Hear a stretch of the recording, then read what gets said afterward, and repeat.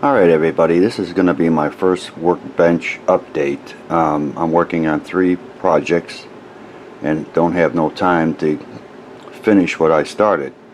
Working too many days on my job and have very little time working on my models. One model I've been working on is Mr. Spock, as you can see here.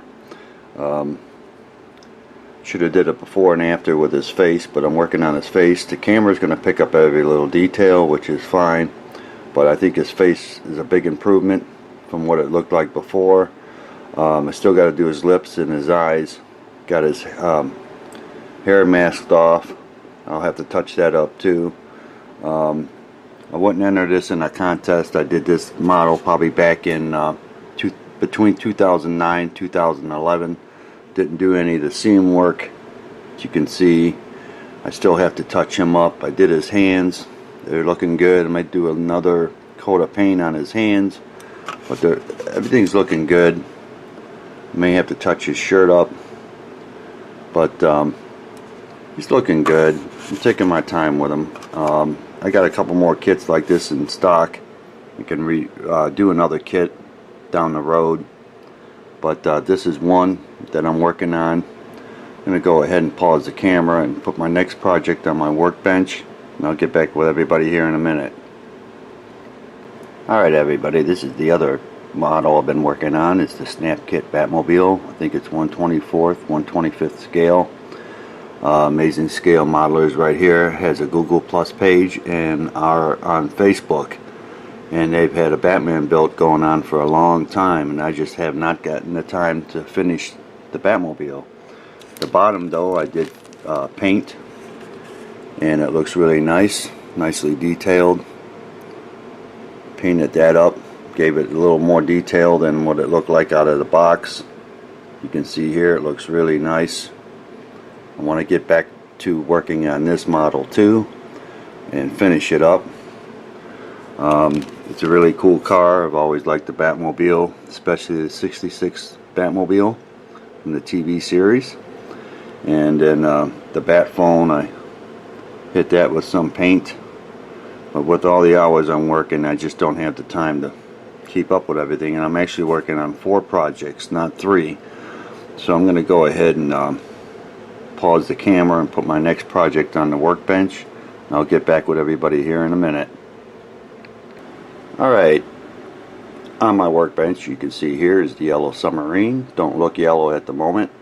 I've had this on my workbench for a long time. Last thing I did was the base, and this has been on hold for well over a month. I went out and I bought this chrome yellow. You can see right here, it's duplicolor. What I like about it, it's ready to spray, no mixing required. You can see right here. And I want to take this down to the main spray booth in the basement, and I want to use my Iwata Mini Series spray gun. I want to film that when I got that all set up in the basement. I'm going to film that when I paint the yellow submarine with the mini spray gun. One thing I like about this paint, it's not cheap. This cost me like $25, but it's more than enough paint for this project. But I do have the flying sub. I think it's 1/32 scale. It's the big flying sub. I can use this on that. The chrome yellow should really make this submarine look good. I can't wait till I get back on working on this to finish it up. I can't say when. Maybe in another month I'll be ready to set up the spray booth down in the basement. I'm making a shop down there, and it's just taking me time to finish it up because of the hours I'm working on my job. That comes first, and then that's why I'm so behind on all my projects that I have on my workbench. But I can't wait till I can break this in and use it, because this is one cool little spray gun. It's not cheap. I've had it for a couple years. I did a test run with this with the Sea View with the primer, and I made a little video and put it up on my YouTube channel. This thing is awesome. I like it. It It's going to do a great job once I start using it on my bigger kits. But I figured I'd give everybody a update on the Yellow Submarine. It's been on hold for so long, but I'll eventually get back to it. So I'm going to go ahead and pause the camera and put my last project on my workbench, and I'll get back with everybody here in a minute. Alright everybody, this is my final project. My workbench is the Hannibal 2 172 scale flying saucer, and I did the control panels. You can see here I still got a lot of work to do. I got some more detail painting to do on the control panels. I still need to touch up a little bit on the anti-gravity engine, but the control panels, as you can see here, they look pretty good. Turn out really nice, but I still got to do some detail work on those. I did cut a hole out in the floor for a hatch, and I framed it in. I got to do a little bit more detail work on that, clean that up.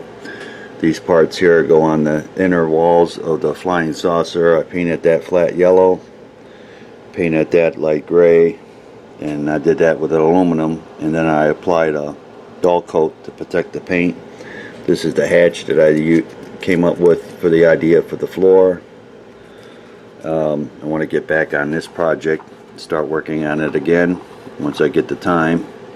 I think I'm off the 21st and 22nd of this week, so I can get back onto one of these projects and start working on them again, and maybe the saucer here. But I figured I'd give everybody a quick update what I've been doing on my workbench. I'd like to thank everybody for watching. I'd like to thank my YouTube subscribers, and please subscribe to my channel, and I'll talk with everybody later.